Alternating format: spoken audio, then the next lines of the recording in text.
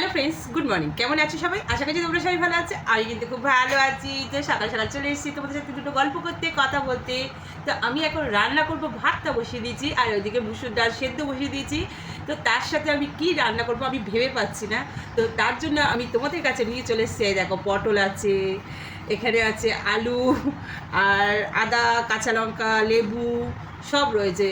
তো আমি কি রান্না করবো ভেবে পাচ্ছি না। আচ্ছা, পটলের তো ঝোলও খেয়েছি, পটলের তরকারিও খেয়েছি, তাহলে আর কি রান্না করা যায় বলো তো, এই গরমের মধ্যে যাতে খুব ভালো থাকে, মানে শরীরটা ভালো থাকে।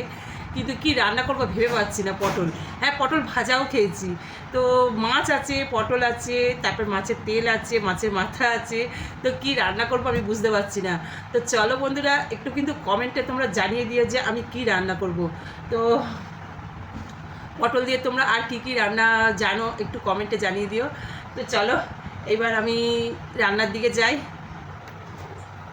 তো কি রান্না করবো তো ভেবে পাচ্ছি না। তো এইবার আমি রান্নার দিকে দেখি কি করা যায়, কিন্তু তোমরা অবশ্যই কিন্তু কমেন্টে বলো, তাহলে আমি নেক্সট দিনকে রান্না করব পটল দিয়ে সেই রান্নাটা। তো চলো, টাটা, বাই বাই, বাই।